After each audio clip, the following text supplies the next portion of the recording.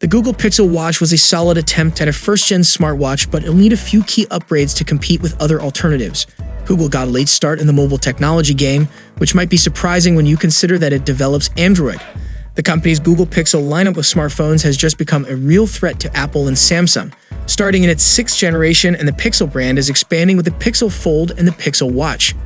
While these first-generation products are impressive for what they are, they leave much to be desired when compared to the competition. However, the best example of this is the Google Pixel Watch, which debuted in late 2022 as the company's first smartwatch. After closing a deal to purchase Fitbit in 2021, the company's entrance into the smartwatch market was expected. However, after months of testing, two things are clear. The first-generation Pixel Watch is far better than the first-generation Apple Watch was, but it pales in comparison to Apple Watches today. That leaves future generations of the Pixel Watch with a ton of potential. But there are a few things that Google needs to fix first. Firstly, a more polished build and design. The Pixel Watch is designed to be a minimalist smartwatch, to the point where you might mistake the stainless steel version for a traditional watch. Google shouldn't change this direction, as it fits the Pixel brand and gives the Pixel Watch a unique identity compared to the rest of the smartwatch space. Google should look to make the Pixel Watch look more premium for the next generation, and the best way to do that might be by shaking up the band offerings. Paired with an active band, the Pixel Watch can look more like a Fitbit or a cheap fitness tracker than a flagship smartwatch. Google needs to change this image to compete with flagships from Apple, Samsung, or Garmin. However, the matte charcoal version isn't the company's best attempt, and it appears to have a cheaper build than aluminum watches from Apple or Samsung.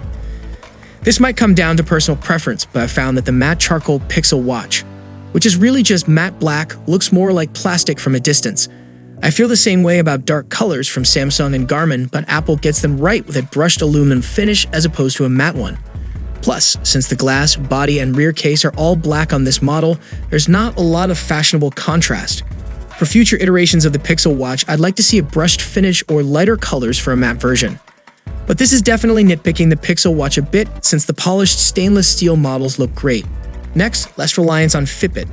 The Pixel Watch is currently stuck between using Google and Fitbit services, which makes for a convoluted user experience. Though the Pixel Watch runs Wear OS, it's clear that parts of Fitbit OS are used to provide health-based features. For example, right at startup, you have to first pair the Pixel Watch with the Pixel Watch app on your Android phone. Then you also have to pair the Pixel Watch with the Fitbit app separately. Settings and features are scattered across the two apps, and it'll feel like you're wearing two different products on the same wrist. To make things even more confusing, you can use Google Fit if you want, adding a third option. Google, please pick an app internally and consolidate all the Pixel Watch features and settings in one place. The more advanced application in terms of the feature set is clearly the Fitbit app, as it shows a slew of fitness and health data in an accessible and easy-to-use way.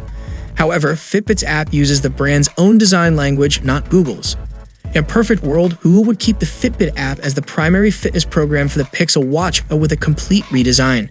Google's app ecosystem has a level of design consistency that is borderline bland, so it's jarring when an app doesn't follow the theme. Now it's time for the hardware issues. The Pixel Watch is small, and a consequence of that is there isn't a lot of room for an internal battery. The battery life on the Pixel Watch just isn't good, and actual users will get much less battery life than the 24-hour rating claimed by Google. With the always-on display disabled, it'll get a full day and night of use, but it's a shame that you need to turn off that feature to get decent battery life. Whether it's through better software optimization or a redesign that features a bigger battery, the Pixel Watch's battery life has to get a bit better to be a reliable daily driver. Next, a more powerful processor.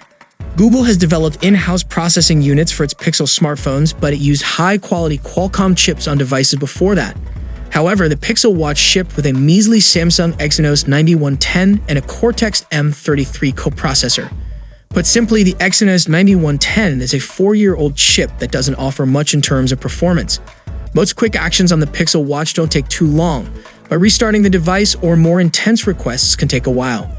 If you barely drive the device, you'll run into instances where dictation or Google Assistant confuses the Pixel Watch and forces you to start over. The next Pixel Watch needs a more advanced processor, or at least a recent one. Thankfully, leaks suggest it'll get the Snapdragon 5 chip. The SW5100 system on a chip that will allegedly power the Pixel Watch 2 should be a huge upgrade, as it is developed using the newer 4nm manufacturing process, and we've seen its power in the latest TicWatch Pro 5. Plus, it features a dedicated Snapdragon Adreno graphics processor and 2 gigs of RAM. Most importantly, Qualcomm says that these chips have extremely low power draws, and that should be good news for battery life on a second-gen Pixel Watch. At last, a bigger display with smaller bezels. When the Pixel Watch was first unveiled, Google took a lot of heat for the massive bezels. Thankfully, the bezels disappear when using the Pixel Watch in person, but that's because Google cleverly uses a black UI that blends with a black bezel. While this looks good, it slightly limits the available space Google has to create the Pixel Watch's operating system.